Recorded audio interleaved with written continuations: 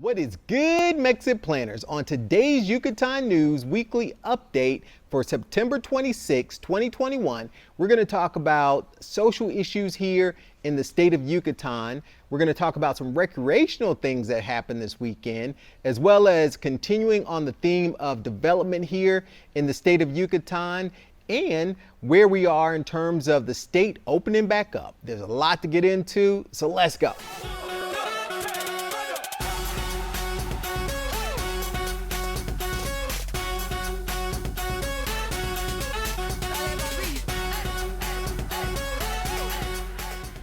Thank you for my returning visitors for watching this video. If you're new to the channel, know that this is the place to help you execute your dream to move to Mexico. So subscribe. All right, let's start with the crazy stories first. So this week, there was a rave of electronic music of more than 200 people in a property in a city called Comchin. And this rave was full of youth. They had alcohol, they had drugs, so 4 people got arrested, 2 for alcohol and drugs or selling drugs, and then 2 that were the organizers of this property. Now they had a permit, but they were not following any of the social distancing protocols or protocols put in place by the state for the pandemic. And so the governor and the police shut them down. Now the organizers of this event could be facing a fine up to 90,000 pesos. Whew, I'll tell you what, that is crazy. But yeah, people, things are starting to open back up and people definitely are taking that to the extreme. So that's the first story, just a little crazy. Also this weekend, there was a 420 party down in Plaza Peace, so the Parque La Paz.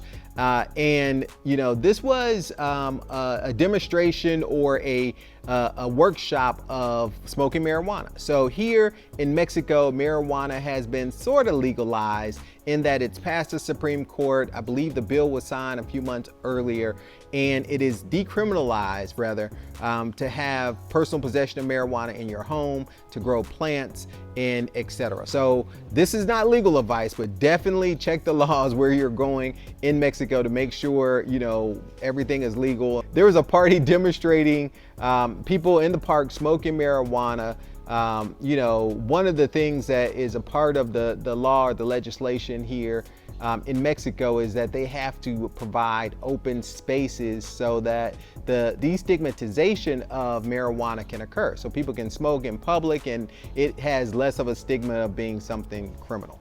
And so this week and every third Saturday, if you're here in Merida at 4:20 exactly, they're going to be smoking marijuana in Parque La Paz.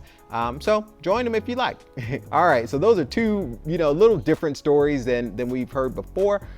Continuing on the theme of some of the other things that we've talked about, such as a sustainable stadium, this past Sunday, there was an entire 2-page article about why the stadium is going in the north. So the officials have now spoken and said, look, we looked all over, and if you look at any urban developer, they will tell you that the best place to put a stadium and a project of this caliber and scope is going to be inside the city. And so the north was the only area that had available space, and so that's where they put it. So that's the main reason they cite for putting this stadium inside the city. Now there's a lot of other development happening here. We've talked in the past about the Mayan train, and I'll put links to all of these articles and previous weekly updates inside of the description so that you can go back and kind of catch up what we're talking about with this story. So the Mayan train is now going to be located outside of the city or the train station near Hacienda Tea. And as a result, the area that it was originally intended to go in, La Plancha, is now going to be developed as a park. I think that was always a part of the plan, was to have a park in La Plancha as well as the train station. But since the train station is not going there, they've now decided to sell 30% of that real estate to private developers so that it can develop condos, townhouses, offices, and etc. to fund the 70% that's going to be the park. So the park is still going to be a central park in downtown Merida, in Centro, and it's in the area called La Plancha, which is where the old railroad station was. So this is a huge facility where the old trains used to come in and out back in the day when everything was moved via train and not trucks. And so this area is near Merida. It's near Santa Ana, I believe. It is going to be a boom for that area in terms of real estate and what have you. So they're going to have a huge central park in this area, funded by the 30% that they're going to sell to private investors. So, you know, there's a lot of development happening here. In addition to that, the airport, there's still talks of a new airport being located way outside of the city, as well as Amazon is building a central distribution center for the south of Mexico here in Merida. So for those that didn't know, we can get Amazon here. There's Amazon US and Amazon Mexico. If you order from Amazon Mexico, you're not paying import fees on a lot of items. But if you order from Amazon US, some of the things you might want that ship to Mexico, you have to pay import fees and what have you. And it's a little bit more expensive. So Amazon is building a distribution center. I just got an Amazon package earlier today. It took about 3 or 4 days. I ordered it on Sunday or Monday, and it's here on Thursday. So that's not atypical. I ordered from Amazon Mexico, and I got it in 3 or 4 days.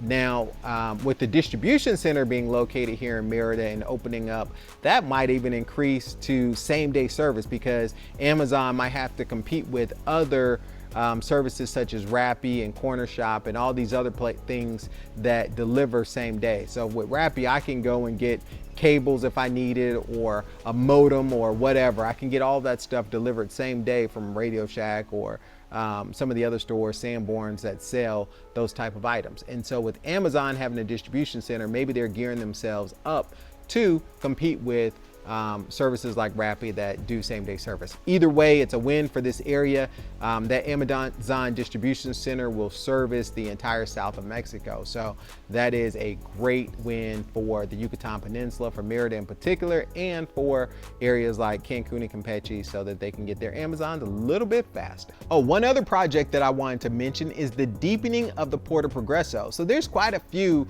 projects happening here in terms of development in the state of Yucatan. There's the deepening of the Puerto Progreso to allow for larger, bigger cargo ships, which will be huge for this area, right? There's the new Mayan train happening. There's the development of the Central Park at the Plancha Rail Station. And then there is the Amazon distribution center that's going in. So lots of development, as well as the sustainable stadium. So that wraps up the development section of this part of the update. But just know that the Yucatan is changing, and it's changing pretty quickly with all of this development. So for the final segment of this weekly update, I gotta tell you, Merida's opening back up, and it's exciting. So last week, they lifted the toque de queda, which is the curfew for vehicular traffic, from 11:30 p.m. to 5 a.m. each night. They lifted that curfew on Mondays, Tuesdays, and Wednesdays. It's still in effect on Thursday, Friday, Saturday, and Sunday. So the curfew is still in effect on Thursday, Friday, Saturday, and Sunday. However, they've announced that as of October 4th, the curfew is going to be completely removed. So Merida is opening back up with, you know, the elimination of the curfew on October 4th. The beaches opened up a few weeks ago in Progreso. There was a cruise ship that returned actually this week. The Carnival Breeze made another appearance here. So things are definitely starting to open up economically. And all of that is in part due to, you know, a decrease in COVID cases, you know, over the last couple of weeks, as well as an increase in folks getting vaccinated. So practically all adults over the age of 18 have the ability to be vaccinated. Ages of 30 to 39 are now receiving their second doses. 18 to 29 have received their first doses. So that's allowing the state to open up even more and to eliminate a lot of these restrictions. That, coupled with the reduction in the number of new cases and the opening of hospital beds and things of that nature that are available, and the just overall trending in the right direction. So along those same lines as to eliminating the curfew, restaurants are now open, bars and cantinas can now be open. We talked about, I speculated that might be the case last week. That is absolutely officially announced, that the bars and restaurants can now be open once the curfew is completely removed on October 4th. Things will pretty much be back open. There'll still be restrictions on terms of, sanitation protocol, sanitizing your feet and hands when you enter an establishment, checking your temperatures and still wearing your mask. But things are opening back and going in the right direction, just in time for the fall, which is an incredible time. Actually, for tourism, it's probably one of the peak times here for snowbirds and things of that nature here in Merida. So along those lines, for economic development and things that are opening back, there's now going to be a convention the beginning of October 5th through the 7th. They're going to have the Smart City Expo for Latin America. And they're going to do both a virtual portion and an in-person portion, but the in-person portion will be the first part of the expo, which will be October 5th through the 7th. The Home Expo. So they're having an expo where you can go out and meet builders, buy property, buy lots, meet folks that do services for your home, provide furniture, all of those things. That's going to be October 7th through the 17th. Now, a part of that's going to be online. So from the 7th through the 14th, all of that is going to be online. And then from the 14th through the 17th, they're going to have an in-person expo down at the Centro International de Congreso, which is basically a central convention center across from the hotels and the Hyatt in Merida. They're going to have this 2 in-person conventions. Now, we haven't had conventions since, before the pandemic. So this is really important. Those conventions are actually happening in Merida in the next couple of weeks. Or the Paseo de Catrinas is going to happen for the Dia de los Muertos. So that's going to happen on October 30th on Paseo de Montejo, which is the main street within the city. So the Paseo de Catrinas is where, I believe this is where everybody dresses up. They put on their makeup and they dress like Catrinas. I'll put some pictures that I went to when the Festival de Animas that they had in the cemetery 2 years ago in in October for Dia de los Muertos in the cemetery here in Merida, and it was an incredible experience for our Dia de los Muertos, our first time. So they're doing that on Paseo de Montejo this year, and there's going to be that's happening on October 30th, I believe, at 8 o'clock. And the other thing that's happening is they're bringing back Buen Fin. So Buen Fin is the equivalent of Black Friday here in Merida, and Buen Fin was really cut short last year. It was really like 1 or 2 days. Well, this year it's going to be a full week. It's going to be a full 7 days starting November the 10th through the 16th. If you're looking for a flat screen TV or any type of electronics, that is the time to buy it. People, it's funny because you see people rolling out of Sam's Club like they're giving away 80 and 70 inch flat screen TVs, but that is the time to get your electronics. Here is doing Buen Fin, which is the equivalent of Black Friday. That is happening this year again. Last year, again, it was a very abbreviated version of Buen Fin. If really, you can't even really say it was here. So this year it's on in full scale. There's advertisement going to happen, all of those things. If you like this video, do me a favor and please watch some more.